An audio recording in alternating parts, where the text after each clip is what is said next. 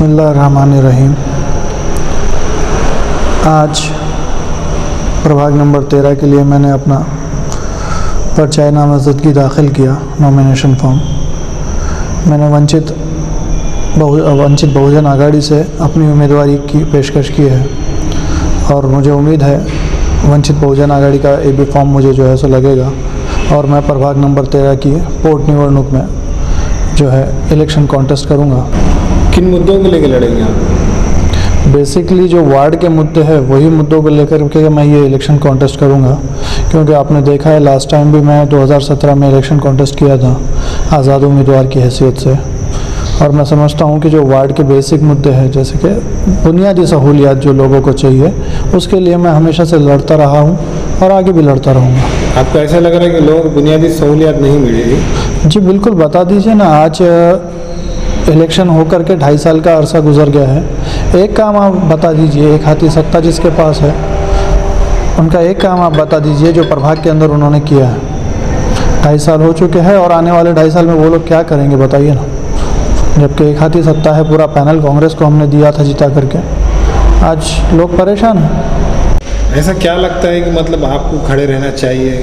देखिए, मैं सोशल और पॉलिटिकल वर्क में 2011 से सक्रिय हूँ और 2011 से ही मुझे ये महसूस होता था कि मेरा जो मोहल्ला है, मेरा जो वार्ड है, मेरी जो बस्ती है जहाँ से मैं आता हूँ, वो काफ़ी पिछड़ा हुआ है, पसमानदा है। वहाँ पे बुनियादी सहूलियात है, तालीम की कमी है, हेल्थ की कमी है, जो हमारी सेहत है उसके ऊपर जो आज हमको तकलीफ़ होती है, जो गरीब गुरबत का तबका है उनको जो मुसीबत का, मुश्किलात का सामना करना पड़ता है, उसके लिए मैं हमेशा 2011 से लेकर अब तक काम करता आया हूँ।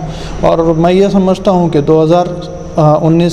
2020 के अंदर जो ये पोट निवडणूक है उसके अंदर लोग यहाँ के मुझे चुन कर देंगे और मैं इंशाल्लाह कामयाब हूँगा अक्सरियत से।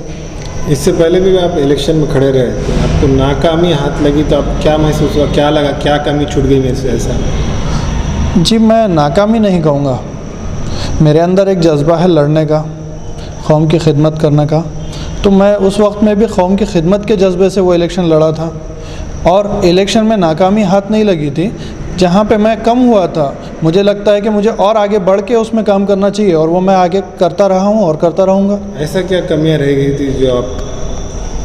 देखिए, हमने 2012 से जो है नांदेड़ के अंदर आम आदमी पार्टी इस लेवल के ऊपर काम किया था और अचानक कुछ दिल्ली की जो आला हाईकमान थी आम आदमी पार्टी की, कुछ टेक्निकल वजूहत की वजह से या उनके इंटरनल वजूहत की वजह से वो महाराष्ट्र में या नांदेड़ के किसी वार्ड के इलेक्शन कॉन्टेस्ट नहीं करा पाई।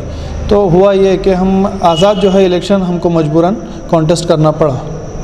देखिए, सबसे पहले मुझे तो ऐसा लगता है प्रभाग नंबर 13 जो है उसके अंदर सबसे बड़ा मसला जो है वो रोडों का है, सफाई का है।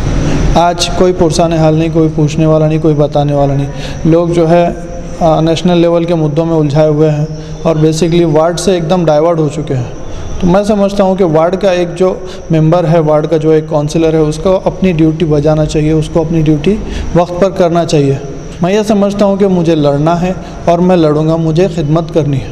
मैं आपको बड़ा करना ये मकसद नहीं है। मकसद हम है एज अ कॉरपोरेटर चुन के जाने वाले हैं, मतलब कि नगर सेवक, नगर की सेवा करने वाला एक सेवक। तो किसी को बड़ा होने या छोटे होने की कोई ज़रूरत नहीं है। सेवक बोल के कोई भी कैंडिडेट चुनकर आ सकता है जिसको अवाम जिता करके काउंसिल में भेजे। आप खुद प्रभाग का अगर जायज़ा ले तो आपको पता चल जाएगा कि 2.5 साल के अंदर क्या काम हुए, क्या काम होने चाहिए थे और क्या काम होने बाकी है। अभी मुझे नहीं लगता एक पैसे का भी काम इन्होंने इस प्रभाग में किया है। अच्छा, कौन सा एरिया ऐसा रहेगा जिससे आप बोले कि भाई काम नहीं हुआ? वैसे तो प्रभाग नंबर 13 के अंदर जितने इलाके हैं वो बुनियादी सहूलतों से एकदम वंचित है। तो मैं ये समझता हूँ कि प्रभाग नंबर 13 के तमाम इलाके, ख़ास करके मैं रज़ाक कॉलोनी, बिलाल नगर, मदीना नगर, गंगा नगर का नाम लूँगा, जहाँ पर गुरबत की जो सतह है इंतहाई कम, इंतहाई ज़्यादा है।